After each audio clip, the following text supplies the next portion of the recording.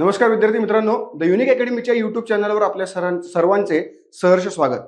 मित्रांनो, 5 जानेवारी 2025 ला होणाऱ्या कंबाईंड पूर्व परीक्षेसाठी आपण संभाव्य प्रश्नांची मालिका पाहतोय. यामध्ये आपल्याला आज भूगोल या विषयाबाबतचं संभाव्य प्रश्न हे पाहायचे आहेत. साधारणतः भूगोल या विषयाला पूर्व परीक्षेला 10 प्रश्न येतात आणि 10 प्रश्नांसाठी आपल्याला 15 टॉपिक हे अत्यंत महत्त्वाचे असतात. आपण ज्यावेळेला PYQ अनालिसिस करतो त्यावेळेला आपल्याला या गोष्टी समजून येतात. मग मित्रांनो, आपण त्याच टॉपिकला या ठिकाणी घेण्याचा प्रयत्न केलेला आहे आणि साधारणतः 2 ते 3 टॉपिक वरती आपण 20 संभाव्य प्रश्न हे एका आपल्या पिरियडमध्ये घेणार आहोत, जेणेकरून तुम्हाला साधारणतः संपूर्ण भूगोलवरती 200च्या आसपास संभाव्य प्रश्न मिळणार आहेत. आणि या 200 प्रश्नांमधनं पेपरला किती येणार आहेत मित्रांनो? तर केवळ 10 येणार आहेत, हे लक्षात घ्या. आणि त्याच्यामुळे नक्कीच या 200 मधनं जर 10 येणार असेल तर आपल्याला अनेक प्रश्न रिलेटेड आणि अनेक प्रश्न रिपीटेड हे पाहायला मिळतील. त्यामुळं या संधीचा पुरेपूर फायदा घ्या आणि शेवटपर्यंत व्हिडिओ बघा. मित्रांनो, भूगोलमध्ये आपण ज्या टॉपिकला पाहणार आहोत तो आपला पहिला टॉपिक असणार आहे अवकाश, वातावरण, त्याचप्रमाणे काय तर हवामान. लक्षात घ्या मित्रांनो, जगाचा भूगोल, जगाचा प्राकृतिक भूगोल जो आपल्यासाठी सगळ्यात महत्वाचा आहे, ज्याच्यामध्ये 2 ते 3 मार्क आपल्याला पेपरला असू शकतात. या जगाच्या भूगोलमध्ये आपल्याकडे असणारे हे महत्वाचे 3 टॉपिक, या 3 टॉपिकवरचे आपल्याला 20 संभाव्य प्रश्न याच्यामध्ये पाहायचे आहेत. तर सुरुवात करूया पहिल्या प्रश्नापासून. लक्षात घ्या, पहिला प्रश्न काय आहे तर ग्रहमालेमध्ये खालीलपैकी कशाचा समावेश होतो?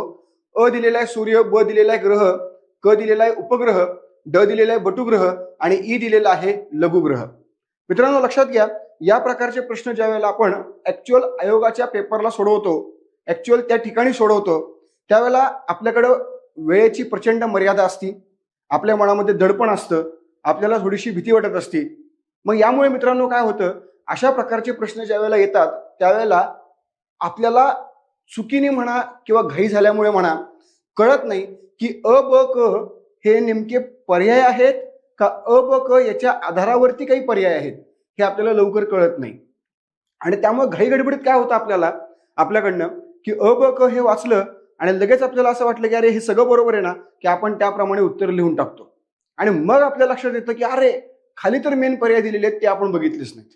जनरली हे होतं, अनेक मुलांच्या बाबतीत हे घडतं आणि त्याच्यामुळे आपण स्वतः अनुभव घेण्याच्या ऐवजी इतरांच्या अनुभवातनं आपण शहाणं होणं आवश्यक असतं. यासाठी या गोष्टी मित्रांनो आता लक्षात घ्या. आपल्याकडे आपण जर बघितलं तर या ठिकाणी महत्वाचा शब्द दिलेला आहे ग्रहमाला. आता 2 शब्द महत्वाचे असतात, एक असतं सूर्यमाला आणि दुसरं असतं ग्रहमाला. ज्या वेळेला आपण सूर्यमाला असा उच्चार करतो त्यावेळेला आपल्याला हे 5ही पर्याय बरोबर येतात, बरोबर आहे. कारण सूर्यमाला, आता सूर्यमालेमध्ये सूर्य तर असणारच आहे, त्याच्यामुळे सूर्यमालेमध्ये सूर्य आहेच आहे, पण ग्रहमालेमध्ये मात्र सूर्य असणार नाही, हे लक्षात घ्या. ग्रहमालेमध्ये काय काय असणार आहे तर ग्रहमालेमध्ये मित्रांनो आपल्याला पाहायला मिळणार ग्रह, उपग्रह, बटुग्रह, लघुग्रह. यामुळे जर आपण बघितलं तर या ठिकाणी उत्तर आपल्याला पाहायला मिळणार पर्याय क्रमांक 3 ब, क, ड आणि ई.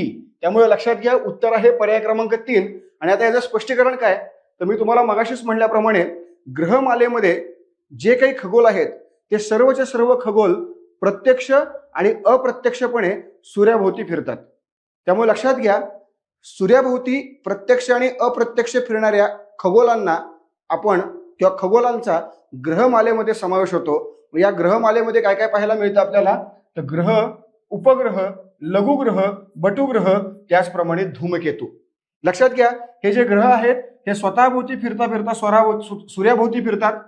हे जे उपग्रह असतात, हे उपग्रह ज्या ग्रहाचे असतात ते उपग्रह स्वतःभोवती फिरता फिरता प्रत्यक्षपणे त्या ग्रहाभोवती फिरतात आणि त्या ग्रहाभोवती फिरता फिरता ते अप्रत्यक्षपणे कोणाभोवती फिरतात तर ते फिरत असतात सूर्याभोवती, हे लक्षात घ्या. त्याच्यामुळे उपग्रह, त्यानंतर लघुग्रह हा एक पट्टा आहे आणि हा पट्टा डायरेक्टली सूर्याच्या भोवती फिरत असतो. तो कुठल्याही प्रकारे अप्रत्यक्ष नाही तर प्रत्यक्षपणे सूर्याभोवती फिरतो. बटुग्रह म्हणजे आपल्याला माहितीच आहे, नेपच्यूनच्या पलीकडे असणारे अनेक लहान लहान आकारांचे खगोल ज्यांना स्वतंत्र सूर्याभोवती फिरण्याची कक्षा नसते, ज्यांना स्वतंत्र सूर्याभोवती फिरण्याची कक्षा नसते, ते इतरांची कक्षा छेदण्याचं काम करतात. त्या खगोलांना आपण काय म्हणतो बटुग्रह. सो बेसिक कन्सेप्ट काय आहे की नेपच्यूनच्या पलीकडे असणारे खगोल आहेत आणि त्यांना सूर्याभोवती फिरण्यासाठी विशिष्ट कक्षा नाही. याला आपण नाव दिलेले बटुग्रह आणि त्यानंतरचा येतो तो म्हणजे धूमकेतू. हा धूमकेतू डायरेक्ट सूर्याभोवती फिरतो आणि तो असा आहे की एकदा दिसला की परत तो कधी दिसेल याची शाश्वती नाही. तरी देखील आपल्याकडच्या भूगर्भशास्त्रज्ञांनी म्हणा किंवा जे काही वरचे शास्त्रज्ञ असतील त्यांनी जो अभ्यास केला त्या लोकांनी अभ्यास केल्याप्रमाणे सांगितलं की बाबा रे हाले नावाचा एक धूमकेतू आहे की जो धूमकेतू दर 76 वर्षांनी आपल्याला पाहायला मिळतो. सो या पद्धतीने ग्रह, उपग्रह, लघुग्रह, बटुग्रह आणि धूमकेतू मिळून काय तयार होते तर ग्रहमाला तयार होते. त्याचप्रमाणे याच्यामध्ये जर सूर्य ऍड केला तर मित्रांनो त्याला आपण नाव देतो सूर्यमाला. त्यामुळे तुम्हाला 100% कन्फ्यूज होणारा अशा प्रकारचा प्रश्न आहे. आयोग अशा प्रकारचे कन्फ्यूज होणारे प्रश्न टाकत असतं.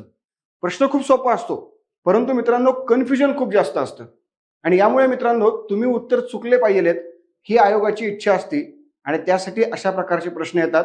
म्हणून अशा प्रकारचे प्रश्न सोडवण्याची प्रॅक्टिस करा जेणेकरून तुम्हाला ऍक्च्युअल आयोगाच्या पेपरला याचा फायदा झालेला असेल. पुढचा प्रश्न मित्रांनो लक्षात घ्या. खालील विधानांपैकी योग्य विधान ओळखा असं आपल्याला विचारलेलं आहे. खालील विधानांपैकी योग्य विधान. ज्या वेळेला अशा प्रकारचे प्रश्न येतात त्यावेळेला नेमकं वर काय विचारलंय हे आपल्याला समजून घ्यायचं असतं. त्याच्यामुळे योग्य आहे का अयोग्य आहे हे जे काय असेल ना त्याला टिकमार्क करा, त्याला गोल करा जेणेकरून त्याच्यावरती आपलं कॉन्सन्ट्रेशन जास्त राहतं आणि त्यातनं उत्तर लवकर सुटतं. बघा यामध्ये दिलेलं आहे लघुग्रह सूर्याभोवती प्रत्यक्षपणे फिरतात आणि उपग्रह सूर्याभोवती अप्रत्यक्षपणे फिरतात. बरोबर आहे. आता लघुग्रह हा एक पट्टा आहे आणि हा पट्टा मंगळ आणि गुरु याच्या दरम्यान आपल्याला पाहायला मिळतो. लहान लहान आकारांच्या खगोलांचा पट्टा जो मंगळ आणि गुरु यांच्या भोवती पाहायला मिळतो त्याला आपण म्हणतो लघुग्रह. हा लघुग्रह जो आहे तो सूर्याभोवती काय असतो मित्रांनो प्रत्यक्षपणे फिरत असतो. पण उपग्रह जो आहे मित्रांनो तो विशिष्ट ग्रहांचा उपग्रह असतो. विशिष्ट ग्रहांचा जर तो उपग्रह असेल तर तो उपग्रह ग्रहाभोवती प्रत्यक्षपणे फिरतो पण सूर्याभोवती मात्र मित्रांनो तो अप्रत्यक्षपणे फिरतो. त्यामुळे या ठिकाणी असणारे दोन्ही वाक्य एकदम बरोबर आहेत.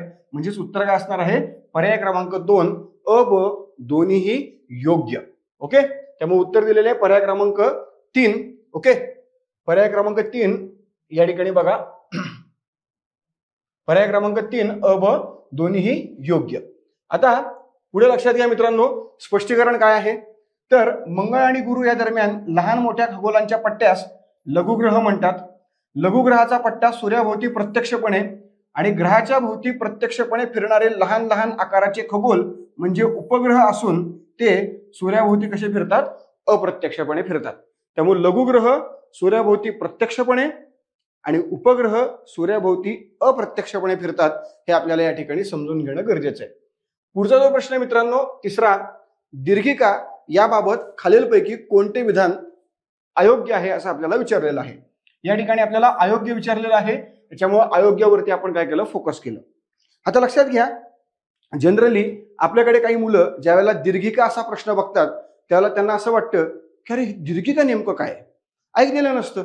मग अशा वेळेला अशा प्रकारे ज्यावेळेला मराठीमध्ये दीर्घिका दिलेलं असतं ते जर कळलं नाही आपल्यापैकी 90% मुलांना समजणार आहे पण 10% मुलांना जर समजा त्या गोष्टी कळत नसतील तर लगेच आपण इंग्रजीमधला प्रश्न बघायचा जेणेकरून आपल्याला ती गोष्ट लगेच कळते आणि उत्तर लिहिता येतं.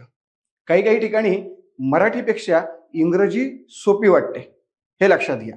त्यामुळे मित्रांनो अशा गोष्टी तुम्हाला मी सांगतो ह्या ट्रिक आहेत ज्याचा वापर केला तर नक्कीच तुमचे 1 ते 2 मार्क वाढतात आणि 1 ते 2 मार्क किती महत्वाचे आहेत हे त्या व्यक्तीला जाऊन विचारा ज्या व्यक्तीचं 1-1 मार्कांनी कट ऑफ राहिलेला असतो. त्याच्यामुळे असे 1-1, 2-2 मार्क आपल्याला पकडायचे आहेत त्याच्यामध्ये आपल्याला सुधारणा करायची आहे आणि त्यातून पुढे जायचंय. मग लक्षात घ्या दीर्घिका याबाबत कोणते विधान अयोग्य आहे. मग दीर्घिका म्हणजे काय तर गॅलेक्सी.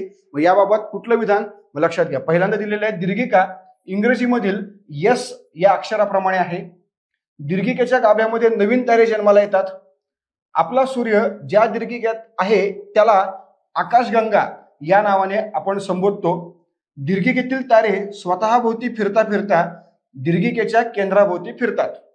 आता ह्याच्यामध्ये मित्रांनो आपल्याला अयोग्य विचारलेलं आहे.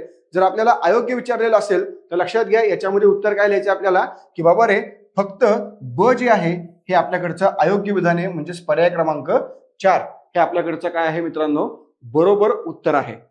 विधान ब जे आहे ते अयोग्य आहे. कारण नवीन तारे हे कुठल्याही प्रकारे दीर्घिकेच्या गाभ्यात तयार होण्याऐवजी ते दीर्घिकेच्या बाहूमध्ये तयार होतात. बाहूमध्ये म्हणजेच काय, तर बाहूमध्ये म्हणजेच त्याच्या टोकाला तयार होत असतात.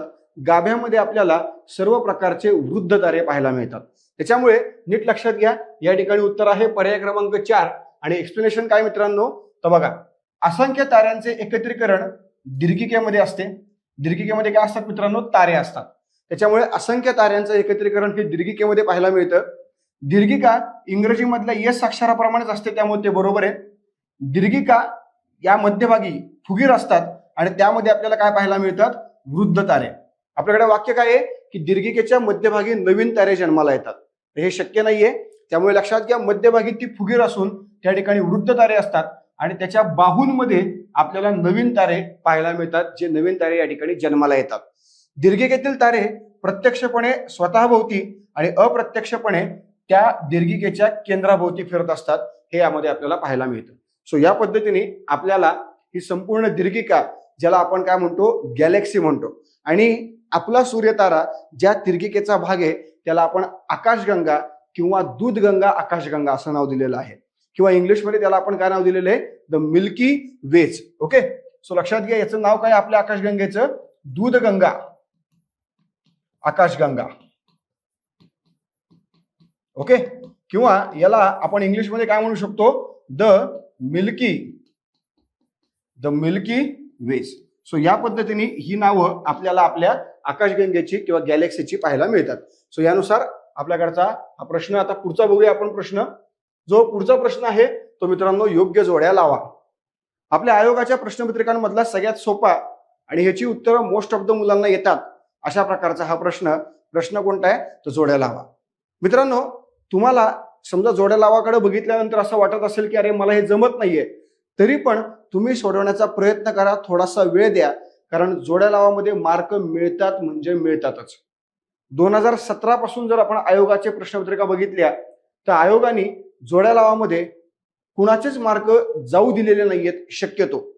शक्यतो प्रत्येक मुलाला जोड्या लावामध्ये मार्क मिळायलाच पाहिजेत असा पण आयोगाने स्वीकारलेला आहे, असं आपल्याला 17 पासून 23 पर्यंतच्या पेपरमध्ये पाहायला मिळतं. कारण एक जर जोडी तुम्ही लावली आणि ती जोडी तुम्ही पर्यायामध्ये शोधली तर मित्रांनो, तुम्हाला उर्वरित 3 जोड्या लावायची आवश्यकताच लागत नाही. हे जनरली 17 पासून 23 पर्यंत आपल्याला पाहायला मिळते. त्यामुळे जोड्या लावामध्ये जर प्रश्न आला आणि समजा तो तुम्हाला येत असेल तर सोने पे सुहागा, पण समजा तुम्हाला तो येत नाहीये तर तुम्ही सोडवण्याचा प्रयत्न करा, तुमचं उत्तर 100% बरोबर येणार. हे लक्षात घ्या. ज्याला आपण म्हणतो ना रिस्क घ्यायची, ती रिस्क कुठे घ्यायची, मग अशा ठिकाणी रिस्क घ्यायची असते, लक्षात घ्या. सो या पद्धतीने ती रिस्क तुम्ही या ठिकाणी घेऊ शकतात. मग प्रश्न काय बघा, या ठिकाणी दिलेले उपग्रह, आंतरग्रह, बहिर्ग्रह आणि धूमकेतू, या ठिकाणी दिलेले गुरु, पृथ्वी, हॅले आणि चंद्र. आता एक लक्षात घ्या, या ठिकाणी हे जे काही जे आहेत ते प्रकार आहेत आणि त्याची ही एक्झाम्पल आहेत. ओके, आता उदाहरणार्थ उपग्रह, मग उपग्रह कोणते आहेत आपल्याकडे, तर यापैकी जर विचार केला तर एकच उपग्रह आहे आपल्याकडे, चंद्र. हा उपग्रह कोणाचा आहे, तर पृथ्वीचा आपल्याला पाहायला मिळतो. ओके, आंतरग्रह. आता आंतरग्रह म्हणजे काय मित्रांनो, तर लक्षात घ्या, मी तुम्हाला सांगितल्याप्रमाणे जो लघुग्रहांचा पट्टा आहे, लघुग्रहांचा पट्टा, हा जो लघुग्रहांचा पट्टा आहे मित्रांनो, त्या लघुग्रहांच्या पट्ट्यामध्ये आत असणारे हे आंतरग्रह, ओके, आणि पलीकडे असणारे हे काय आहेत, तर बहिर्ग्रह. बरोबर आहे, हे लक्षात घ्या. म्हणजे लघुग्रहाच्या पट्ट्याच्या अलीकडचे आंतरग्रह आहेत आणि त्याच्या पलीकडचे जे आहेत ते बहिर्ग्रह आहेत. मग याच्यामध्ये कोणकोणते ग्रह आहेत, याच्यामध्ये आपल्याला पाहायला मिळतं बुध, याच्यामध्ये पाहायला मिळतो आपल्याला शुक्र, पृथ्वी, त्यानंतर मंगळ. बरोबर आहे. आणि पलीकडे जर आपण आलो तर आपल्याला पाहायला मिळतो गुरु, त्यानंतर शनी, त्यानंतर युरेनस, त्यानंतर नेपच्यून. सो या पद्धतीने मित्रांनो, इकडे 4 आणि इकडे 4, मग आंतरग्रह एकूण 4 आहेत आणि बहिर्ग्रह एकूण 4 आहेत. मग आता इथं आपल्याला विचारलेले आंतरग्रह, मग आंतरग्रहामध्ये पृथ्वी आहे, इकडं पृथ्वी आहे, याचा अर्थ हे बरोबर आहे. बहिर्ग्रहामध्ये गुरु, शनी, युरेनस, नेपच्यून यामध्ये गुरु आहे आणि त्यामुळं हे बरोबर. आणि धूमकेतू आपल्याला प्रत्येकालाच माहिती आहे, हॅलेचा धूमकेतू जो आपल्याला आपल्या ग्रहमालेमध्ये पाहायला मिळतो. सो या पद्धतीने मित्रांनो आपण जर पाहिलं तर याच्यामध्ये उत्तर काय येणार आहे, तर उत्तर आपल्याला पाहायला मिळणार आहे पर्याय क्रमांक किती, तर पर्याय क्रमांक 1. सो या पद्धतीने याचं हे स्पष्टीकरण जे आपल्याला या ठिकाणी पाहायला मिळतं. ग्रहमालेमध्ये असणारा हा जो हॅलेचा धूमकेतू आहे तो दर 76 वर्षांनी दिसतो. त्याचप्रमाणे चंद्र हा पृथ्वीचा काय आहे, एकमेव उपग्रह. आपल्याकडे जे 8 ग्रह आहेत या 8 ग्रहांपैकी केवळ बुध आणि शुक्र या 2च ग्रहांना कुठल्याही प्रकारचे उपग्रह नाही. या 2 ग्रहांना सोडून इतर जे 6 ग्रह आहेत या 6 ग्रहांना आपल्याकडे उपग्रह आहेत. उपग्रहांची सर्वाधिक संख्या कुठल्या ग्रहाला, तर शनी ग्रहाला आहे. मित्रांनो आजपर्यंत आपण अनेकदा ऐकलेलं असेल की गुरुला सर्वात जास्त उपग्रह आहेत, पण शनीचे सध्या आपल्याकडे नवीन काही ग्रह सापडलेले आहेत. यामुळे सध्या एकूण ग्रहांची जर उपग्रहांची जर संख्या आपण बघितली तर ती शनीची सगळ्यात जास्त आहे. तर या पद्धतीने आपल्याकडचा हा प्रश्न. पुढे बघा, खालील विधानांचा योग्य विचार करा. सूर्यापासून मोठ्या प्रमाणामध्ये ऊर्जा निर्माण होते. सूर्यामध्ये केंद्रकीय सम्मिलन ही क्रिया होते. आता आपल्याला प्रत्येकालाच माहिती की सूर्य हा एक ऊर्जेचा स्रोत आहे. मग सूर्य हा ऊर्जेचा स्रोत आहे ना, तर मग या सूर्यातनं ऊर्जा का निर्माण होते, करा स्पष्टीकरण. मग त्याचं उत्तर आपल्याला खाली दिलेलं आहे की सूर्यामध्ये काय होतं, केंद्रकीय सम्मिलन नावाची प्रक्रिया होते. या केंद्रकीय सम्मिलन नावाच्या प्रक्रियेमुळे प्रचंड ऊर्जा तयार होते. यामुळे आपण असं म्हणू शकतो या ठिकाणी की बाबा रे, विधान अ आणि विधान ब दोन्हीही बरोबर आहेत. विधान अ विधान ब दोन्ही बरोबर आहेत. पण आपण जर बघितलं तर सूर्यामध्ये मोठ्या प्रमाणात ऊर्जा निर्माण होते, कारण सूर्यामध्ये केंद्रकीय सम्मिलन ही प्रक्रिया घडते. म्हणजेच काय, तर विधान अ विधान ब दोन्ही योग्य आणि विधान अ हे ब चा काय आहे, तर ब चा परिणाम आहे. म्हणजे अ हे का घडते, कारण ब घडते त्याच्यामुळे अ का घडते, कारण अ म्हणजे ऊर्जा एवढी का तयार होतीये, कारण केंद्रकीय सम्मिलन घडते यामुळे. म्हणजेच उत्तर काय असणार आहे, उत्तर असणार आहे पर्याय क्रमांक 1. हे आपल्याला या ठिकाणी पाहायला मिळतं. मग आता लक्षात घ्यायचं एक्सप्लेनेशन कसं, तर आपल्याला माहिती आहे की आपला हा जो सूर्य आहे हा सूर्य वायूपासून तयार झालेला आहे. यामध्ये आपल्याला 2 प्रकारचे वायू पाहायला मिळतात. एक आहे हायड्रोजन आणि दुसरा आहे हेलियम. आता जो हायड्रोजन आहे आणि हेलियम आहे यामध्ये हायड्रोजनचे जे प्रमाण आहे हे साधारणतः आपल्याला जास्त पाहायला मिळतं. म्हणजे किती, तर साधारणतः हे आपल्याला 74% पाहायला मिळतं. किंवा आपण असं म्हणूया, 74 म्हणण्यापेक्षा आपण असं म्हणूया या ठिकाणी साधारण बरं ठीक आहे, हे आपल्याला प्रमाण साधारणपणे 73 पॉईंट समथिंग आहे. 73% बघूया. आणि हेलियम जे आहे, हेलियम आपल्याला जवळपास 24% पाहायला मिळतं. आणि उरलेले जे काही 1-1.5% आहे त्यामध्ये इतर वायू आपल्याला पाहायला मिळतात. आता लक्षात घ्या, हायड्रोजन आणि हेलियम. मग सूर्यामध्ये काय होतं, सूर्यामध्ये आपल्याला पाहायला मिळतं एक प्रक्रिया ज्याला नाव दिलेले केंद्रकीय किंवा केंद्रकीय म्हणूया आपण, केंद्रकीय सम्मेलन. ओके, यालाच आपण म्हणूया न्यूक्लिअर फ्युजन. ओके, लक्षात घ्या मित्रांनो, हायड्रोजनचे 2 अणू एकत्र येतात आणि त्या 2 अणूंपासून आपल्याकडे तयार होतं हेलियम. हायड्रोजनच्या 2 अणूंच्या एकत्रीकरणातून हेलियम तयार होतं आणि त्यातूनच मोठ्या प्रमाणामध्ये ऊर्जा तयार होते. यामुळे हे केंद्रकीय सम्मिलन नावाची जी प्रक्रिया आहे, या प्रक्रियेमुळे सूर्य हा ऊर्जेचा स्रोत आहे. सूर्यामधून मोठ्या प्रमाणात ऊर्जा ही बाहेर फेकलेली आपल्याला पाहायला मिळते. त्याच्यानंतर पुढचा प्रश्न बघा, खालील विधानांचा विचार करा. शुक्रावर सूर्योदय पश्चिमेला तर सूर्यास्त पूर्वेला होतो आणि शुक्र पूर्वेकडून पश्चिमेकडे परिवलन करतो. आता लक्षात घ्या मित्रांनो, आपल्याला नॉर्मली काय माहितीये की आपण पृथ्वीवर राहतो आणि पृथ्वीवर आपल्याला प्रत्येकालाच माहिती आहे की बाबा रे, जो सूर्योदय होतो हा सूर्योदय कुठे होतो, तर हा होतो पूर्वेला. आणि जो सूर्यास्त होतो हा सूर्यास्त कुठे होतो, तर हा होत असतो नेहमी पश्चिमेला. हे आपण सर्वांनी ऐकलेलं आहे, पाहिलेलं आहे, अनुभवलेलं आहे. हे झालं पृथ्वीवरती. पण शुक्रवार मात्र सूर्योदय कुठे होतो, पश्चिमेला, आणि सूर्यास्त कुठे होतो, पूर्वेला, आपल्यापेक्षा एकदम विरुद्ध. मग हे असं का होतं, ह्याचं कारण मित्रांनो सिंपल आहे की बाबा रे, आपल्याकडे पृथ्वी ही फिरत असते आणि ती फिरताना कशी फिरते हा सगळ्यात महत्वाचा मुद्दा आहे. तर लक्षात घ्या, पृथ्वी फिरत असते पश्चिमेकडून पूर्वेकडे. आता ती पश्चिमेकडून पूर्वेकडे फिरते, त्यामुळे सूर्योदय पूर्वेला होतो आणि सूर्यास्त पश्चिमेला होतो.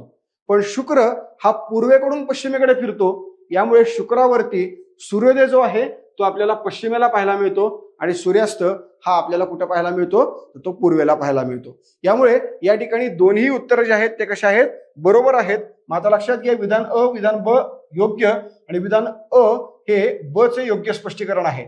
मग अ हे ब चे योग्य स्पष्टीकरण किंवा खाली दिलेलं आहे ब हे अ चं योग्य स्पष्टीकरण. मग आता इथं लक्षात घ्या, शुक्रावरती हे घडतं आणि का घडतं, ते यामुळे घडतं. म्हणजेच काय असणार की विधान ब हे अ चं योग्य स्पष्टीकरण आहे.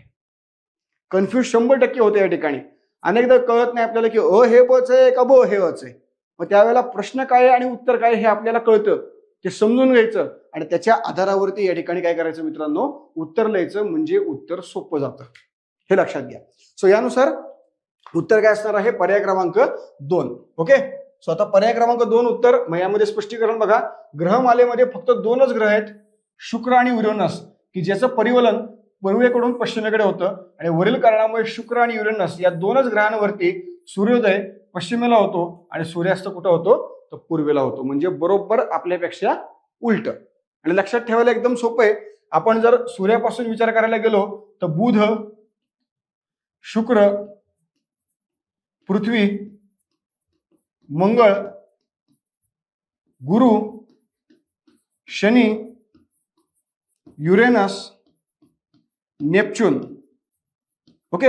यामध्ये जर आपण बघितलं तर इकडून दुसऱ्या क्रमांकाचा आणि इकडून दुसऱ्या क्रमांकाचा हे 2च ग्रह आहेत की जे ग्रह उलटे फिरतात.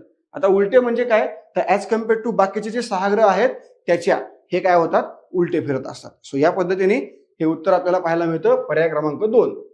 पुढे बघा, खालील विधानांवरून योग्य विधान ओळखा. बुधाला परिभ्रमणास सर्वात कमी कालावधी लागतो, गुरुला परिवलनास सर्वात कमी कालावधी लागतो. आता आपल्याला माहिती आहे की परिभ्रमण म्हणजे काय, तर सूर्याभोवती, आणि परिवलन म्हणजे काय, तर स्वतःभोवती. ओके. आता एक लक्षात घ्या मित्रांनो, सूर्याच्या एकदम जवळ कोण आहे, तर बुध आहे. बरोबर आहे. म्हणजे जसं की आपण इथं बघितलं, या ठिकाणी आपण काय बघितलं, हा जो सूर्य आहे, या सूर्याच्या जवळ कोण आहे, तर बुध आहे. आता सूर्याच्या सगळ्यात लांब कोण आहे, तर नेपच्यून आहे. आता मला सांगा, सूर्याच्या जवळ बुध असेल तर बुधाला सूर्याभोवती फिरायला आणि नेपच्यूनला सूर्याभोवती फिरायला सगळ्यात जास्त वेळ लागणार कोणाला, तर नेपच्यूनला, कारण नेपच्यून लांब आहे. आणि सर्वात कमी वेळ लागणार कोणाला, तर तो बुधाला, कारण बुध जवळ आहे.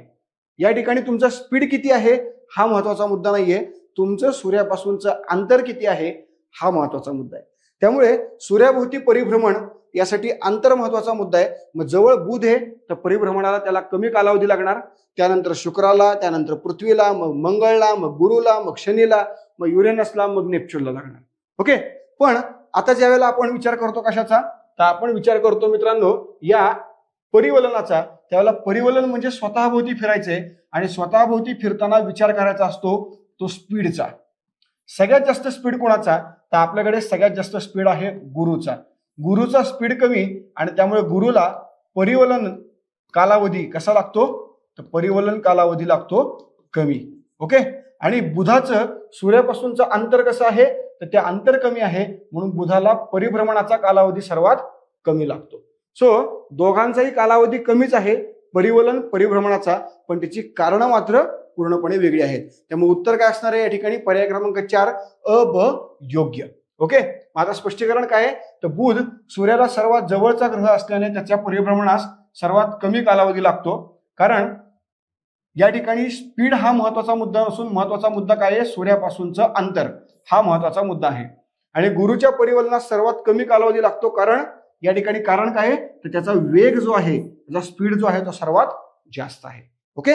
सो या पद्धतीने हा प्रश्न पुढचा बघा. आता पुढचा जो प्रश्न आहे तो आहे, खालील विधानांचा योग्य विचार करा.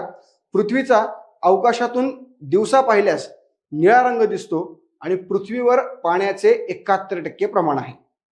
मित्रांनो, आता जर हे 2 प्रश्न किंवा 2 विधान आपण बघितले तर बघा आपल्याला एक गोष्ट कळतं की ज्या वेळेला आपण वरून पाहतो अवकाशातून, बरं का, आकाशातून म्हणलेलं नाहीये, काय म्हणलेलं या ठिकाणी लक्षात घ्या. जर दिवसा हा महत्वाचा मुद्दा आहे आणि हा एक महत्वाचा मुद्दा आहे की दिवसा आणि अवकाशातून जर आपण पृथ्वीकडे पाहिलं तर आपल्याला आपली पृथ्वी निळ्या रंगाची दिसते. ओके. आणि आपल्या पृथ्वीवरती पाण्याचं प्रमाण किती आहे? 71%.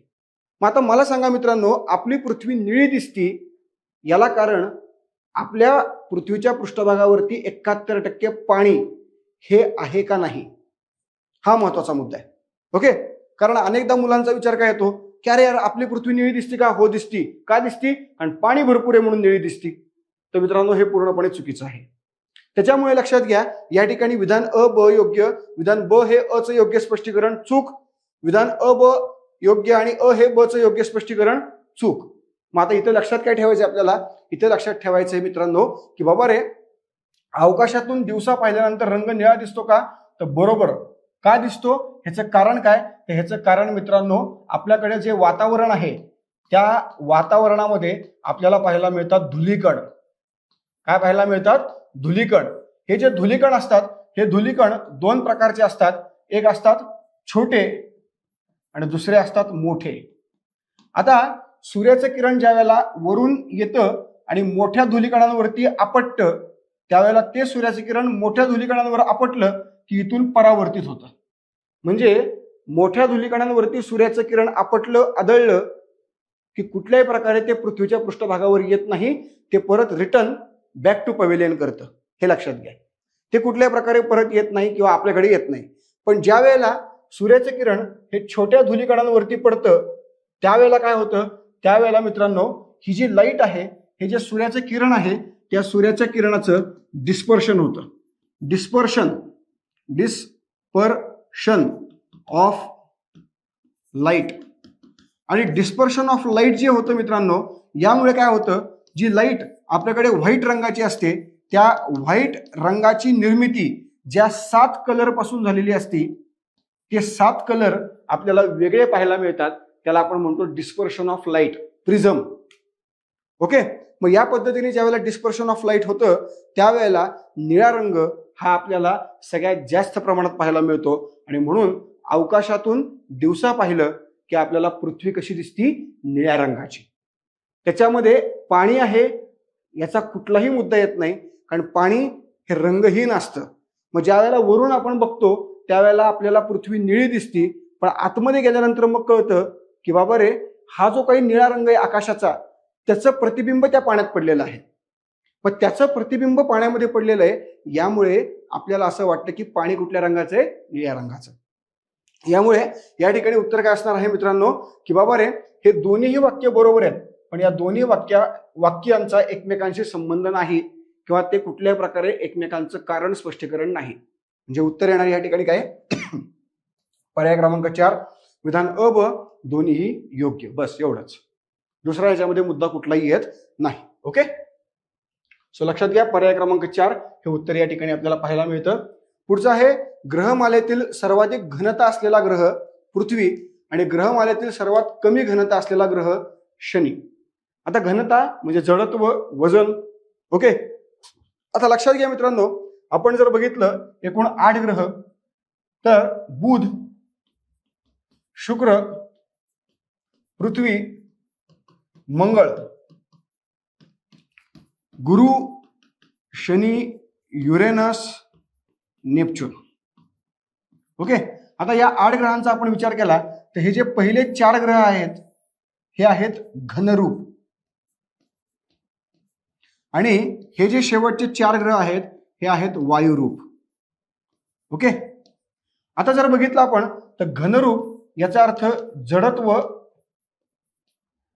घनता जास्त, बरोबर आहे. आणि वायुरूप याचा अर्थ जडत्व आणि घनता कमी. मग या पद्धतीने ह्या 4 ग्रहांनुसार जडत्व जास्त आहे, या 4 ग्रहांनुसार जडत्व कमी आहे. याचा अर्थ ग्रहमालेतला सर्वाधिक घनता असलेला ग्रह म्हणजे जडत्व असणारा ग्रह कुठला? तर या 4 पैकी एक. मग तो कोणता आहे? पृथ्वी. ओके. आणि ग्रहमालेतला सर्वात कमी घनता असलेला ग्रह तो या 4 पैकी एक असणार आहे. मग तो कोणता आहे? शनी आहे.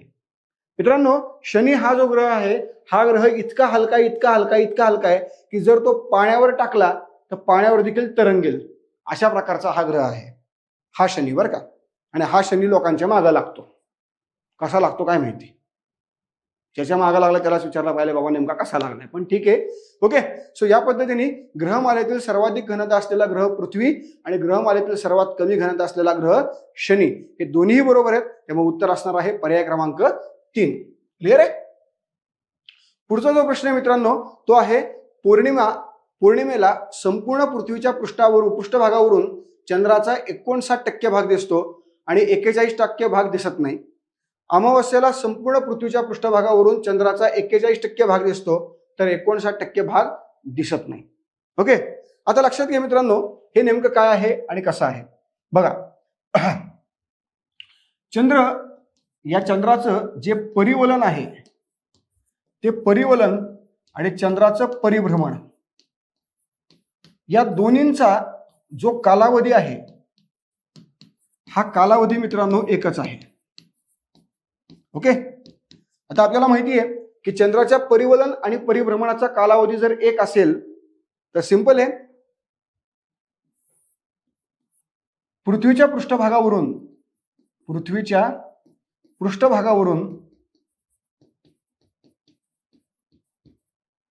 चंद्राची एकच बाजू दिसणार. का बरं? ह्याचं कारण काय? तर ह्याचं कारण एकच आहे मित्रांनो की बाबा रे चंद्राचा परिवलन आणि परिभ्रमण कालावधी कसा आहे? एक आहे. जर परिवलन आणि परिभ्रमण कालावधी एक असेल तर तुम्ही पृथ्वीच्या पृष्ठभागावरून कधीही बघा तुम्हाला चंद्राचा फक्त एकच भाग दिसणार आहे. मग आपल्याला माहिती की पौर्णिमेला आपल्याला चंद्र दिसतो म्हणजेच काय तर चंद्राचा फक्त एकच भाग दिसतो. ओके, एक भाग दिसतच नाही आणि अमावस्येला आपल्याला चंद्र दिसत नाही म्हणजे तो चंद्र झाकलेला असतो. मग आता लक्षात घ्या मित्रांनो पृथ्वीच्या पृष्ठभागावरून 24/7 वर्षाचे 365 दिवस फक्त एकच भाग दिसत असेल तर सिंपल आहे पौर्णिमेला दिसणारा जो भाग आहे तो 59% आहे आणि अमावस्येला न दिसणारा भाग आहे तो सुद्धा किती असणार आहे? 59% असणार आहे. हे लक्षात घ्या. 41% भाग आपल्याला कधीच दिसत नाही, कुठल्याच प्रकारे दिसत नाही, ना तो पौर्णिमेला ना तो अमावस्येला कुठल्याच प्रकारे दिसत नाही. म्हणूनच लक्षात घ्या मित्रांनो जो दिसणारा 59% भाग आहे तो आहे उत्तर ध्रुव चंद्राचा आणि जो न दिसणारा 41% भाग आहे तो आहे चंद्राचा दक्षिण ध्रुव. आणि हा चंद्राचा जो दक्षिण ध्रुव आहे मित्रांनो तो दक्षिण ध्रुव पृथ्वीच्या पृष्ठभागावरून कधीच दिसत नाही. यामुळे या ठिकाणी उष्णता कमी असेल म्हणजेच या ठिकाणी पाणी असू शकेल असं आपल्या लोकांना वाटलं आणि म्हणून या चंद्राच्या दक्षिण ध्रुवावरती रिसर्च करण्यासाठी जे पहिलं यान पाठवलं ते जगामध्ये पहिल्यांदा भारताने पाठवलं यशस्वीरित्या. भारताने पाठवलं, जगाला हेवा वाटेल अशा प्रकारचा आपण या ठिकाणी सक्सेस मिळवला आणि मग त्यानंतर अमेरिकेने पण पाठवलं कारण त्यांनाही वाटलं ना त्याला भारत पाठवतो आम्ही नाही पाठवू शकत. मग नंतर त्यांनी प्रयत्न केले आणि मग त्यांनी पाठवला. पण जगात पहिल्यांदा अशा प्रकारचं काम कोणी केलं? भारताने केलं. आणि सध्या जगामध्ये असे काम करणारे फक्त 2च देश आहेत, भारत आणि अमेरिका. पहिला भारत ही त्यातल्या त्यात सगळ्यात महत्वाची गोष्ट, हे लक्षात घ्या. सो मित्रांनो लक्षात घ्या हा जो 59% भाग आहे हा आहे उत्तर ध्रुव आणि हा 41% भाग जो आहे तो काय आहे? दक्षिण ध्रुव. त्याच्यामुळे कुठल्याही प्रकारे या ठिकाणी हे जे वाक्य आहे हे वाक्य पूर्णपणे चुकीचं आहे. म्हणजेच या ठिकाणी उत्तर असणार आहे पर्याय क्रमांक 1 फक्त अ हे काय असणार आहे या ठिकाणी योग्य. ओके, सो याप्रमाणे मित्रांनो लक्षात घ्या.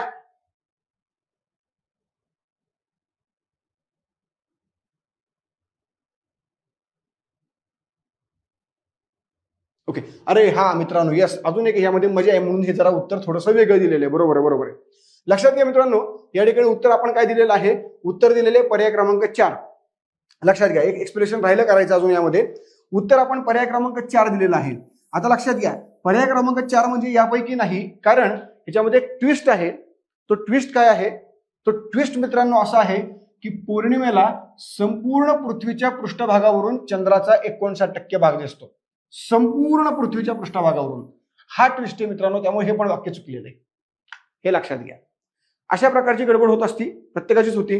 फक्त लक्षात घ्या आपल्याला उत्तराप्रमाणे हे चेंज करायचं असतं. आता बघा संपूर्ण पृथ्वीच्या पृष्ठभागावरून आपल्याला पौर्णिमेला चंद्राचा भाग दिसतो का 59%? तर नाही, एकाच ठिकाणी दिसणार आहे. म्हणजे जो अर्धा पृथ्वीचा भाग आहे त्याच ठिकाणी पौर्णिमा असणार आहे, अर्ध्या पृथ्वीच्या पृष्ठभागावरती नसणार आहे. हे लक्षात घ्या.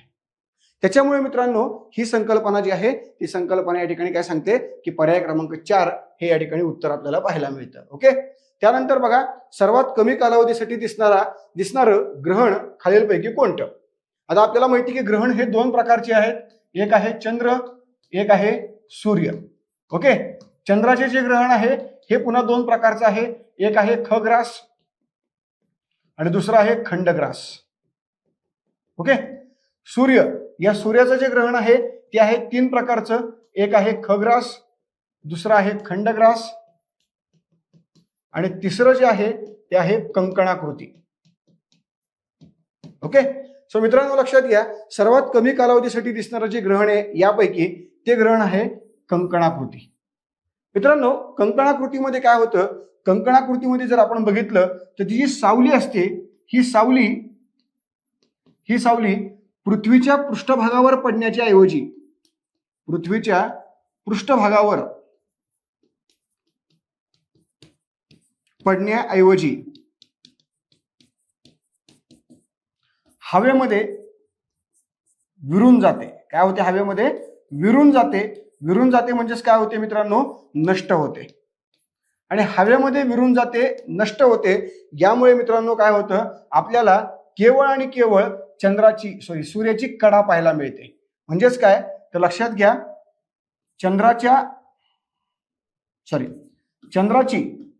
चंद्राची सावली पृथ्वीच्या पृष्ठभागावर पडण्याऐवजी हवेमध्ये विरून जाते, नष्ट होते. यामुळे घडतं असं की बाबा रे या ठिकाणी सूर्य आहे, या ठिकाणी चंद्र आहे, या ठिकाणी पृथ्वी आहे. मग या वेळेला मध्ये चंद्र आल्यामुळे काय होतं, केवळ इथल्या भागातल्या लोकांना मध्ये चंद्र आल्यामुळे कुठल्याही प्रकारे हा सूर्याचा मधला भाग चंद्रामुळे दिसत नाही आणि बाजूची कडा फक्त दिसते. आणि ती कडा दिसत असल्यामुळे त्याला आपण काय म्हणतो, कंकणाकृती सूर्यग्रहण. मित्रांनो हे कंकणाकृती सूर्यग्रहण अगदी कमी कालावधीसाठी असतं, साधारणतः ते 10 ते 15 सेकंदासाठी आपल्याला पाहायला मिळतं. आपल्याला माहित असेल आत्ताच मागच्या 2 ते 3 आठवड्यांपूर्वी आपल्याकडे कंकणाकृती सूर्यग्रहण झालं, पण अर्थात हे भारतातनं कुठल्याही प्रकारे दिसत नाही किंवा दिसलं नाही. क्लिअर आहे. सो यानुसार आपल्याकडचं या ठिकाणी उत्तर पाहायला मिळतं. पर्याय क्रमांक किती, तर पर्याय क्रमांक आपल्याला या ठिकाणी पाहायला मिळतो 3. पुढे लक्षात घ्या, पुढचं जे आपल्याकडचं प्रश्न आहे तो आहे 180 डिग्रीचं रेखावृत्त त्याच्या मार्गात असलेल्या देशातून जाते व ते सरळ जाते. आंतरराष्ट्रीय वाररेषा कोणत्याही प्रकारे देशातून म्हणजेच हॅबिटॅट एरियामधनं जात नाही व ती झिगझॅग स्वरूपाची असते. आता मित्रांनो आपल्याला सर्वांनाच माहिती आहे की बाबा रे एकूण रेखावृत्त 360 आहेत. मूळ रेखावृत्त जर आपण पाहायला गेलं तर मूळ रेखावृत्त हे 0 डिग्रीचं आहे. आणि या 0 डिग्री रेखावृत्ताच्या पश्चिमेला आणि पूर्वेला 180 रेखावृत्त आणि पूर्वेला 180 रेखावृत्त आहेत. ओके, पण मित्रांनो पृथ्वी गोल आहे, त्याच्यामुळे हे जे मूळ रेखावृत्त आहे त्याच्या इकडे 180 आणि त्याच्या इकडे 180, म्हणजेच या शून्याच्या बरोबर अपोजिट साईडला इकडून येणारं 180 आणि इकडून येणारं 180 हे दोन्ही 180 एकाच ठिकाणी येतात. मग जर दोन्हीकडून येणारं 180 हे एकाच ठिकाणी येत असेल तर या ठिकाणी आपण काय केलेलं आहे, 180 पूर्व आणि 180 पश्चिम या दोघांना वेगळं मानण्याच्या ऐवजी या दोघांना एकच मानलेलं आहे, ती आहे 180 डिग्री रेखावृत्त. एकच मानलेलं आहे त्याला नाव दिलेलं आहे 180 डिग्री रेखावृत्त. आणि मग 180 डिग्री रेखावृत्त जे मित्रांनो आहे जे एकच आहे त्यालाच आपण नाव दिलेलं आहे आंतरराष्ट्रीय वाररेषा. ओके, आता रेखावृत्त हे देशातनं गेलेलं आहे, समुद्री भागातनं पण गेलेलं आहे. कारण रेखावृत्त देशातनं किंवा समुद्री भागातनं गेलं तरी फारसा प्रॉब्लेम नाहीये. पण ज्यावेळेला आंतरराष्ट्रीय वाररेषा म्हणून 180 डिग्री रेखावृत्ताला आपण घोषित केलं त्यावेळेला मात्र ती रेषा ही झिगझॅग फॉर्म मध्ये नेलेली आहे. कारण मित्रांनो आंतरराष्ट्रीय वाररेषेमध्ये भरपूर सारे बदल होतात, 24 तासांचा फरक पडतो. मग हा फरक तिथल्या स्थानिक लोकांना कुठल्याही प्रकारे जाणवू नये यासाठी जो जमिनीचा भाग आहे त्याला वगळलं आणि केवळ समुद्री भागातनं ती लाईन नेली आणि त्यामुळे ती लाईन आपल्याला झिगझॅग फॉर्म मध्ये पाहायला मिळते. ज्या ठिकाणी जमीन आहे तिकडनं ती वळवली, ज्या ठिकाणी समुद्र आहे तिथून ती नेली, परत खाली जमीन आली की परत त्याला वळवलं, परत काही ठिकाणी सरळ नेली. अशा प्रकारे ती लाईन आपल्याला पाहायला मिळते. त्यामुळे लक्षात घ्या, अशा पद्धतीने ही सरळ आहे, पण ही मात्र झिगझॅग फॉर्म मध्ये आपल्याला पाहायला मिळते. यामुळे या ठिकाणी उत्तर असणार आहे पर्याय क्रमांक 3.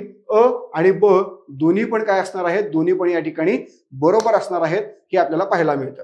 ओके.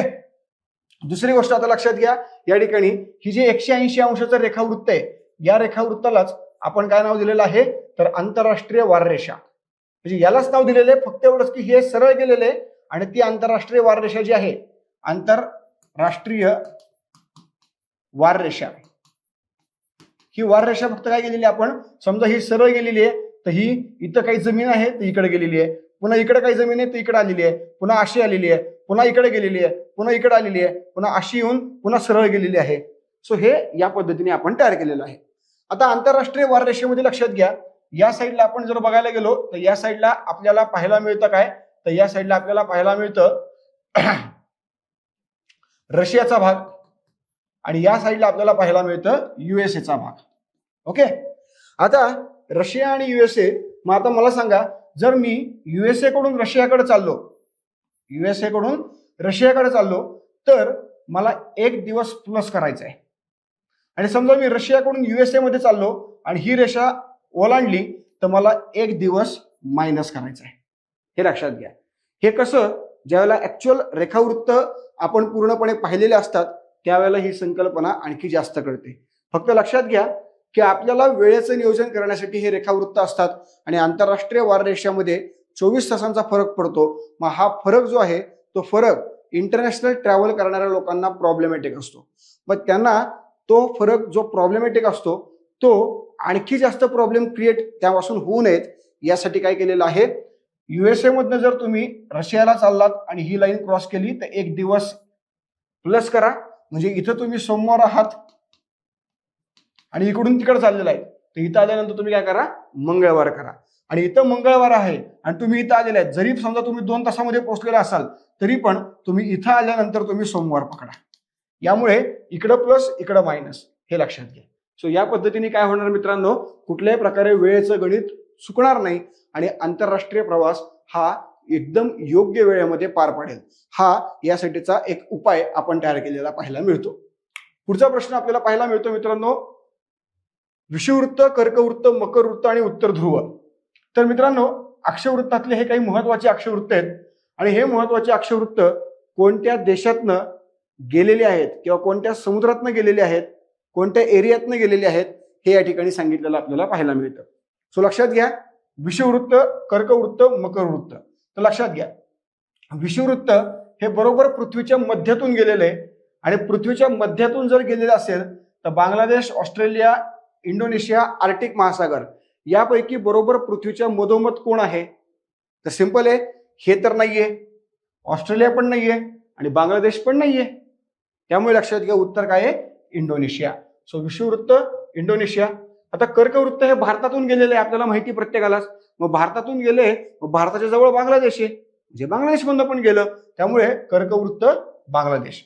आता मकरवृत्त कसं आहे, जसं वर 23.5 ला कर्कवृत्त तसंच खाली दक्षिणेमध्ये 23.5 ला काय आहे, तर मकरवृत्त. मग दक्षिणेकडे जर आपण बघितलं तर आपल्याला पाहायला मिळतो ऑस्ट्रेलिया आणि उत्तर ध्रुव कुठनं गेलेलं आहे, तर हे आपल्याला सगळ्यांनाच माहिती आहे, आर्टिक महासागर.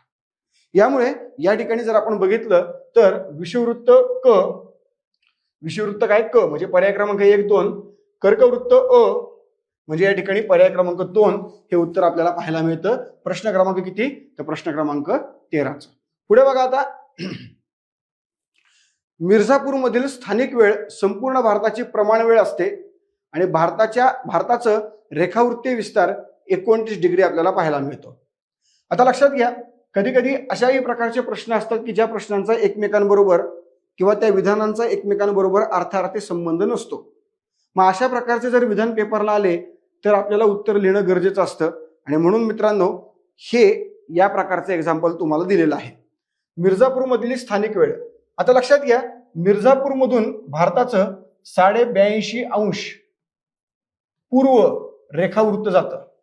आता मिर्झापूर मधनं 82.5 अंश पूर्व रेखावृत्त जातं आणि मग या रेखावृत्तावरती ज्या वेळेला सूर्य येतो आणि या ठिकाणी बरोबर दुपारचे 12 वाजतात. दुपारचे 12 वाजतात. कधी वाजतात? ज्या वेळेला डोक्यावरती सूर्य येतो त्यावेळेला दुपारचे 12 वाजतात. आणि ज्या वेळेला मिर्झापूरला दुपारचे 12 वाजतात त्याच वेळेला संपूर्ण भारतामध्ये देखील किती वाजलेले असतात? तर दुपारचे 12 वाजलेले असतात. म्हणजेच मिर्झापूरची जी स्थानिक वेळ आहे ही स्थानिक वेळ संपूर्ण भारताची काय आहे? प्रमाण वेळ आहे. मी जर समजा आता पुण्यामध्ये आहे आणि पुण्यामध्ये मी बघितलं की बाबा रे आता किती वाजलेले आहेत, समजा मी म्हटलं आता वाजलेत 12, आता घड्याळात 12 वाजलेले आहेत, पण त्याच वेळेला मी जर बाहेर उभारलो आणि मी म्हटलं हा चला आता मी असं उभारलोय बाबा आणि सूर्य बरोबर डोक्यावर आला पाहिजे आणि मला माझी सावली दिसणार नाही, होतंय का? असं होत नाही ना. मग हे कसं काय? तर पुण्याची स्थानिक वेळ ही वेगळी आहे आणि पुण्याची प्रमाण वेळ ही वेगळी आहे. मग आपल्या अख्ख्या भारत देशाची प्रमाण वेळ ही आपण कुठून मानतो? तर आपल्या अख्ख्या भारत देशाची प्रमाण वेळ ही आपण मिर्झापूरवरून ठरवतो. मिर्झापूरला 12 वाजले की अख्ख्या भारतामध्ये 12 वाजले, हे आपल्याला लक्षात घेणं आवश्यक आहे आणि त्याप्रमाणे हा अभ्यास या ठिकाणी करणं गरजेचं आहे. ओके. त्यानंतर आता बघा, आता मग ह्याच्यामध्ये उत्तर काय असणार आहे? तर हे बरोबर आहे. आता पुढचं जे आहे ते भारताचा रेखावृत्तीय विस्तार 29. आता लक्षात घ्या मित्रांनो, आपला जो भारत आहे त्या भारताला आपण अति पश्चिमेकडे गेलो आणि अति पूर्वेकडे गेलो तर बघा, अति पश्चिमेकडे आपल्याला 68 डिग्रीचं रेखावृत्त पाहायला मिळतं. 68 डिग्री पूर्व रेखावृत्त. आणि अति पूर्वेकडे आलो आपण तर आपल्याला पाहायला मिळतं 97 डिग्री पूर्व रेखावृत्त. ओके. आपण अति उत्तरेकडे गेलो आणि अति दक्षिणेकडे आलो तर अति दक्षिणेकडे आपल्याला पाहायला मिळतं 8 डिग्री उत्तर अक्षवृत्त. आणि अति उत्तरेकडे ज्या वेळेला जातो आपण त्यावेळेला आपल्याला पाहायला मिळतं 37 डिग्री उत्तर अक्षवृत्त. ओके. आता आपल्याला काय विचारलेलं आहे की भारताचा रेखावृत्तीय विस्तार. आता रेखावृत्त हे उभं आहे आणि अक्षवृत्त हे आडवं आहे. आता रेखावृत्तीय विस्तार जर बघायचा असेल तर तो कसा आहे? तो आहे 68 पासून 97 पर्यंत. मग 68 पासून 97 पर्यंत हा आपला काय आहे मित्रांनो? तर हा आहे आपला रेखावृत्तीय विस्तार. ओके. रेखावृत्तीय विस्तार. मग जर हा आपला रेखावृत्तीय विस्तार असेल तर इथं दिलेला 29, मग तो कसा आला? तो आला मित्रांनो 97 मधनं 68 वजा करा, उत्तर येणार 29 डिग्री. क्लिअर आहे? त्याच्यामुळे भारताचा रेखावृत्तीय विस्तार किती आहे? 29 डिग्री. त्याच्यामुळे हे देखील विधान या ठिकाणी बरोबर आहे. त्याचबरोबर लक्षात घ्या, आता अति उत्तरेकडे अक्षवृत्त 37 आहे, अति दक्षिणेकडचं 8 आहे. मग जर आपल्याला विचारलं, आता विचारले रेखावृत्तीय विस्तार, तो 29 लिहिला. आपल्याला विचारलं बाबा रे भारताचा अक्षवृत्तीय विस्तार किती आहे? तर मग हा कसा काढायचा? मग हा काढताना पुन्हा तीच प्रोसेस. 8 37, मग 37 मधनं 8 वजा झाले, किती राहिले? 29. म्हणजेच काय? तर भारताचा रेखावृत्तीय विस्तार आणि भारताचा अक्षवृत्तीय विस्तार दोन्ही पण सेम आहे. हे लक्षात घ्या. किती आहे? हा पण 29 आहे, हा पण 29 आहे. आणि त्यामुळे या ठिकाणी उत्तर असणार आहे दोन्ही बरोबर, म्हणजेच पर्याय क्रमांक 3 अ ब दोन्हीही बरोबर हे या ठिकाणी आपल्याला पाहायला मिळतं. सागरी प्रवाह निर्माण होण्याचे प्रमुख कारण काय? आता सागरी प्रवाह म्हणजे थोडक्यात लक्षात घ्या लाटा. समुद्रामध्ये वेगवेगळ्या प्रकारच्या लाटा असतात. या लाटा कशामुळे तयार होत असतात? तर या लाटा तयार होण्याचं सगळ्यात महत्वाचं कारण म्हणजे आपल्याकडचा तापमानातला फरक. लक्षात घ्या, नीट समजून घ्या. तापमानातील फरक, या तापमानातल्या फरकामुळे काय होतं? दाबामध्ये फरक पडतो. दाबात फरक. ओके.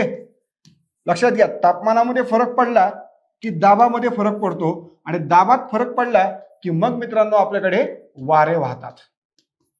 वारे वाहतात. मग हे जे वारे वाहतात हे वारे कधी कधी अचानक उद्भवतात तर कधी कधी हे वारे प्रचलित असतात. प्रचलित म्हणजेच काय? तर तापमानातला फरक प्रचलित असतो, त्यामुळे दाबातलाही फरक प्रचलित असतो आणि त्यामुळे वाहणारे वारे देखील कसे असतात? तर प्रचलित वारे.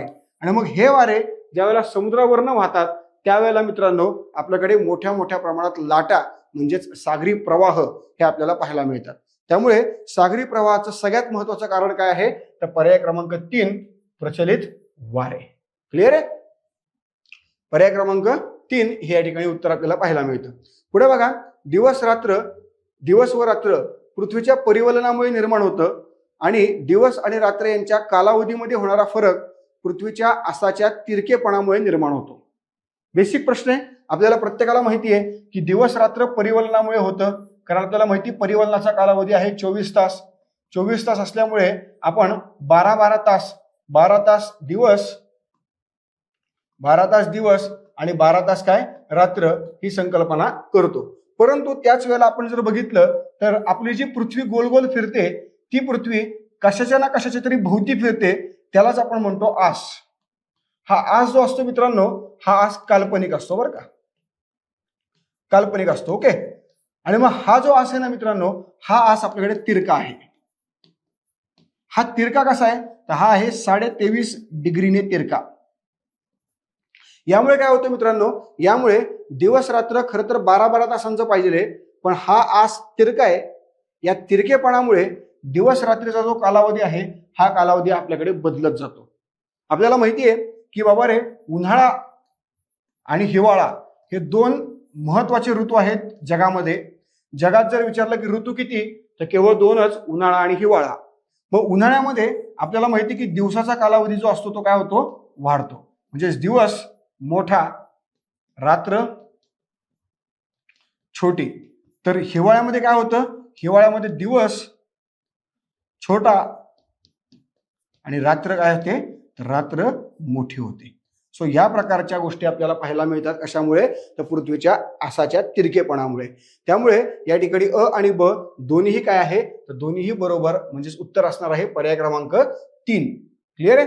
पुढे, उन्हाळ्यात हवेचे बाष्पधारण शक्ती जास्त असते आणि पावसाळ्यामध्ये हवेत बाष्पाचे प्रमाण जास्त असते. आता लक्षात घ्या मित्रांनो, बाष्प म्हणजे काय, तर सिंपल आहे बघा. बाष्प याचा अर्थ आर्द्रता. आर्द्रता याचा अर्थ हवेतील पाण्याचे प्रमाण. हवेतील पाण्याचे प्रमाण. ओके. आता बाष्प म्हणजे आर्द्रता म्हणजेच हवेतील पाण्याचे प्रमाण. मग हवेतलं जे पाण्याचं प्रमाण आहे ते प्रमाण उन्हाळ्यात कमी असतं. ओके. तर पावसाळ्यामध्ये हेच प्रमाण कसं असतं मित्रांनो, तर पावसाळ्यामध्ये हेच प्रमाण जास्त असतं. ओके. आता लक्षात घ्या, याच्यात काय विचारलंय आपल्याला की पावसाळ्यामध्ये हवेत बाष्पाचं प्रमाण जास्त, मग पावसाळ्यामध्ये प्रमाण जास्त, याचा अर्थ हे विधान बरोबर आहे. बरोबर आहे. पण आता लक्षात घ्या, इथं काय सांगितलं की उन्हाळ्यामध्ये हवेची बाष्प धारण करण्याची शक्ती जास्त असते. इथं काय सांगितलेलं आहे की उन्हाळ्यामध्ये बाष्पाचं प्रमाण कसं असतं, कमी. आता लक्षात घ्या, इथं बाष्पाचं प्रमाण न विचारता काय विचारलेलं की बाष्प धारण करण्याची क्षमता. म्हणजे उन्हाळ्यामध्ये हवेची बाष्प शोषून घेण्याची जी क्षमता आहे ती जास्त आहे का कमी आहे, तर सिंपल आहे. उन्हाळ्यामध्ये वारे उष्ण आणि कोरडे असतात. उन्हाळ्यामध्ये तापमान जास्त, वारे उष्ण आणि कोरडे. वारे जितके उष्ण आणि कोरडे तितकं बाष्पाचं प्रमाण कमी, आणि जितकं बाष्पाचं प्रमाण कमी तितकं त्या हवेची बाष्प धारण करण्याची क्षमता जास्त. बरोबर आहे. सिंपल आहे. समजा आता 12 वाजलेले आहेत आणि आता माझ्या पोटामध्ये कुठल्याच प्रकारचं अन्न नाहीये, त्याच्यामुळे आता मला प्रचंड भूक लागलेली आहे आणि मी जेवायला बसलेलो आहे, तर माझी जेवणाची क्षमता खूप जास्त आणि माझं पोट भरलेलं आहे आणि परत मला कोणी आग्रह केला, आता माझ्या पोटात बिलकुल जागा नाहीये, माझी जेवणाची क्षमता संपली. हे लक्षात घ्या. या पद्धतीने उन्हाळ्यामध्ये बाष्प धारण करण्याची क्षमता जास्त असते, कारण बाष्पाचं प्रमाण कमी असतं, आणि पावसाळ्यामध्ये बाष्पाचं प्रमाण जास्त असतं, त्यामुळे बाष्प धारण करण्याची क्षमता कमी असते. यामुळे लक्षात घ्या मित्रांनो, या ठिकाणी विधान काय, तर दोन्हीही बरोबर, म्हणजेच पर्याय क्रमांक किती, तर 2 हे आपल्याला या ठिकाणी पाहायला मिळतं. पुढचं आहे, औद्योगिक क्षेत्रात मोठ्या प्रमाणात असलेल्या प्रदूषित हवेमुळे खालीलपैकी कोणती गोष्ट घडते. आता हवामानामध्ये वेगवेगळ्या प्रकारच्या गोष्टी घडतात. तापमान वाढीमुळे ग्लोबल वॉर्मिंगचे इफेक्ट आपल्याला पाहायला मिळतात, आणि यामुळे मित्रांनो की आपल्याकडे नॉर्मल पाऊस हा पडण्याच्या ऐवजी एक वेगळ्याच प्रकारचा पाऊस पडतो. धुके याऐवजी आपल्याला वेगळंच काहीतरी पाहायला मिळतं. म्हणून लक्षात घ्या, प्रदूषणाचं प्रमाण जितकं जास्त वाढतं तितकं वातावरणामध्ये वेगवेगळ्या प्रकारच्या क्रिया घडलेल्या पाहायला मिळतात. हेच आपल्याला या ठिकाणी बघायचंय. बघा, औद्योगिक क्षेत्रामध्ये प्रदूषणामुळे आम्ल वर्षाव, धुरके आणि हिमवर्षाव यापैकी नेमकी कोणती गोष्ट घडते, तर लक्षात घ्या, हिमवर्षाव घडणार आहे का, तर बिलकुल नाही, कारण हिमवर्षाव हा फक्त ठराविक उंचीवरच्या एरियामध्ये घडतो, तो औद्योगिक प्रदेशामध्ये घडत नाही. त्यामुळे ते उत्तर चुकलं. धुके, तर मित्रांनो बिलकुल नाही. मग लक्षात घ्या मित्रांनो, घडतं काय, तर हे धुके आणि त्या धुक्यांमध्ये प्रदूषित हवा जी मिक्स झालेली आहे त्या दोघांच्या कारणामुळे तयार होतं धुरके, हे लक्षात घ्या. ओके, मग या दोघांमुळे तयार होतं धुरके जे हिवाळ्यामध्ये पाहायला मिळतात. अशा प्रकारच्या औद्योगिक क्षेत्रामध्ये मोठ्या प्रमाणात होणाऱ्या प्रदूषणामुळे हिवाळ्यामध्ये पहाटे आपल्याला धुरके पाहायला मिळतात आणि पावसाळ्यामध्ये अशाच औद्योगिक क्षेत्रामध्ये आपल्याला पाहायला मिळतं काय, तर आम्ल वर्षाव. आम्ल वर्षाव म्हणजेच काय, तर वेगवेगळ्या प्रकारच्या प्रदूषणाच्या गोष्टी यामध्ये मिक्स होतात आणि त्याच्या आधारावरती हा पाऊस पडतो, जो पाऊस अतिशय घातक असतो पिकांच्या वाढीसाठी. त्यामुळे मित्रांनो लक्षात घ्या, औद्योगिक क्षेत्रातल्या प्रदूषणामुळे अशा प्रकारचे साईड इफेक्ट हे आपल्याला वातावरणामध्ये पाहायला मिळतात. आम्ल वर्षाव, धुरके या प्रकारचे. मग उत्तर काय असणार आहे, अ आणि क. मग अ आणि क कुठे आहे, तर पर्याय क्रमांक 2. त्यामुळे उत्तर असणार आहे या ठिकाणी पर्याय क्रमांक 2. त्यानंतर प्रश्न क्रमांक 19, विषुववृत्तावर तापमान जास्त असते तर कमी दाबाचे पट्टे असतात. कर्कवृत्त आणि मकरवृत्त यावरती तापमान कमी तर जास्त दाबाचे पट्टे असतात. आता आपल्याला माहिती मित्रांनो, आपण ज्यावेळेला संपूर्ण भूगोल घेतो किंवा पृथ्वी घेतो त्यावेळेला या ठिकाणी विषुववृत्त, या ठिकाणी कर्कवृत्त, या ठिकाणी आर्टिक वृत्त, मकर वृत्त, अंटार्क्टिक वृत्त, दक्षिण ध्रुव, उत्तर ध्रुव. आता आपल्याला माहिती इथं तापमान कसं आहे, तर इथं तापमान जास्त आहे, तापमान जास्त त्यामुळे दाबाचा पट्टा कसा, कमी. पण तेच उत्तर आणि दक्षिण म्हणजेच कर्कवृत्त, मकरवृत्त या ठिकाणी तापमान कमी, दाबाचा पट्टा जास्त. मग या पद्धतीने लक्षात घ्या मित्रांनो, आपल्याकडे या ठिकाणी कमी दाबाचा पट्टा, या ठिकाणी जास्त, या ठिकाणी जास्त, या ठिकाणी कमी, या ठिकाणी कमी, या ठिकाणी पुन्हा जास्त. म्हणजेच एकूण आपल्याकडे दाबाचे जे पट्टे असतात, दाबाचे पट्टे किती आहेत, 7. या 7 पैकी मित्रांनो जे जास्त दाबाचे पट्टे आहेत, हे जास्त दाबाचे पट्टे किती आहेत, 1, 2, 3 आणि 4. तर कमी दाबाचे पट्टे किती आहेत मित्रांनो, तर ते आहेत 3. कमी दाबाचे पट्टे विषुववृत्तावरती, त्याचप्रमाणे आर्टिक आणि अंटार्क्टिक वृत्तावर पाहायला मिळतात. तर जास्त दाबाचे पट्टे हे आपल्याला पाहायला मिळतात कुठं, तर कर्कवृत्त, मकरवृत्त, त्याचप्रमाणे उत्तर ध्रुव आणि दक्षिण ध्रुव. लक्षात घ्या, विषुववृत्तावर तापमान जास्त असतं आणि तापमान जास्त म्हणजे दाब कमी, त्यामुळे हे विधान बरोबर. कर्कवृत्त, मकरवृत्त या ठिकाणी तापमान कमी कुणापेक्षा, ऍज कम्पेअर्ड टू विषुववृत्त या ठिकाणी तापमान कमी, तापमान कमी त्यामुळे दाब जास्त. त्यामुळे हे दोन्ही विधान काय असणार या ठिकाणी बरोबर असणार, म्हणजेच उत्तर असणार आहे पर्याय क्रमांक 3, अ ब दोन्ही बरोबर. पुढे बघा, हवामानानुसार विचार करता खालीलपैकी कोणत्या हवामानाचे क्षेत्र हे सर्वात जास्त आहे. मित्रांनो, आपण ज्या वेळेला आपल्याकडच्या अक्षवृत्तांचा विचार करतो त्यावेळेला अक्षवृत्तानुसार आपल्याला काय कळतं, तर आपल्याला अक्षवृत्तानुसार स्थान कळतं आणि आपल्याला अक्षवृत्तानुसार हवामान कळतं. लक्षात घ्या, हे आहे विषुववृत्त, हे आहे कर्कवृत्त, हे आहे मकरवृत्त, हे आहे अंटार्क्टिक वृत्त, हे आहे दक्षिण ध्रुव. ओके, हे आहे आर्टिक वृत्त, हे आहे उत्तर ध्रुव.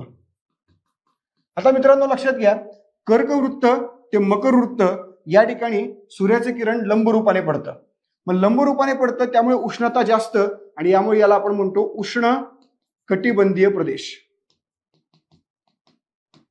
ओके, लक्षात घ्या.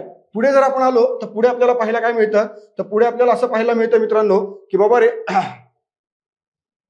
पुढे आपल्याला पाहायला मिळतं की हा जो एरिया आहे आणि हा एरिया या ठिकाणी तापमान कमी, म्हणजेच इकडे समशीतोष्ण, समशीतोष्ण आणि इथं पण सेम समशीतोष्ण आणि इकडे शीत आणि इथं पण शीत. त्यामुळे लक्षात घ्या, आपण जर एरिया बघितला तर एरियानुसार इकडे 23.5, इकडे 23.5. ओके, इकडे साधारणतः आपल्याला 43, इकडे 43, इकडे 23.5, इकडे 23.5. यातलं अंतर कसं बघा, विषुववृत्त म्हणजे 0 डिग्री, हे म्हणजे 23.5, हे म्हणजे 23.5. ओके, हे एरिया किती आहे, हा एरिया आपल्याला पाहायला मिळतो साधारणतः 23.5 पासून 66, पुन्हा हे पाहायला मिळतं 90, हे पाहायला मिळतं 90 आणि हे पाहायला मिळतं आपल्याला 66.5. आता लक्षात घ्या 90 मधनं 66.5 गेले 23.5 23.5. त्याच्यानंतर हे 23.5 हे 23.5. मग लक्षात घ्या 23.5 प्लस 23.5 किती झाले? तर बघा या ठिकाणी आपण बघितलं तर टोटल अंतर येतं 47 डिग्री. म्हणजेच 40, 46 आणि 1 47 डिग्री. म्हणजेच मित्रांनो हा एरिया त्याचप्रमाणे हा एरिया किती आहे? 47 डिग्री. पण आता लक्षात घ्या या ठिकाणी 23.5 आहे, या ठिकाणी 23.5 आहे. म्हणजे सॉरी या ठिकाणी 23.5 या ठिकाणी 66.5. 66 मधनं 23.5 वजा करा किती होतात बघा. आता यात जर नीट बघितलं आपण तर 30 म्हणजे 30 झाले वरचे, बरोबर नाही? 30 पासून 30 60 पर्यंत 30 झाले, इकडचे 6 आणि इकडचे 7 म्हणजे किती झाले टोटल? 30 36 36 नंतर किती झाले? 7 7 किती झाले? 43. म्हणजे लक्षात घ्या इथं 43 डिग्री म्हणजे हा 43 डिग्रीचा एरिया आणि हा देखील 43 डिग्रीचा एरिया. मग 43 प्लस 43 इज इक्वल टू किती झाले मित्रांनो? तर 80 इज इक्वल टू पुढे किती? 86. मग आपल्याकडे सर्वात मोठा एरिया कोणत्या हवामानाचा आहे? तर मित्रांनो सर्वात मोठा एरिया आपल्याला पाहायला मिळतो समशीतोष्ण कटिबंधातला. किती? तो एरिया आपल्याला पाहायला मिळतो 86 डिग्री संपूर्ण पृथ्वीवरती. पण तेच जर आपण बघितलं शीतकटिबंधीय हे मिळून आपल्याला 47 डिग्री पाहायला मिळतं आणि उष्णकटिबंधीय हे मिळून आपल्याला 47 डिग्री पाहायला मिळतं. यामुळे जगामध्ये सर्वात मोठा प्रदेश हा नेमका कोणता असं जर आपल्याला उत्तर या ठिकाणी विचारलं तर आपल्याला उत्तर काय लिहायचंय? तर समशीतोष्ण कटिबंधीय. म्हणजेच उत्तर काय लिहायचंय? पर्याय क्रमांक 2 फक्त ब. क्लिअर आहे? त्याच्यानंतर मित्रांनो लक्षात घ्या पुढचा जो प्रश्न आहे तो प्रश्न आपल्याला याच्यामध्ये पाहायचा आहे.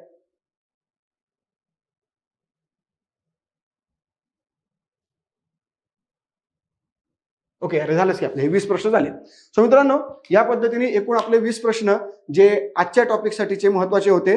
संभाव्य प्रश्न व्यवस्थित पद्धतीने समजून घ्या, एक्सप्लेनेशन पहा आणि त्याप्रमाणे अभ्यास करा. बाकी मित्रांनो आपण पुन्हा भेटूया पुढच्या व्हिडिओमध्ये. तत्पूर्वी सर्वांना धन्यवाद.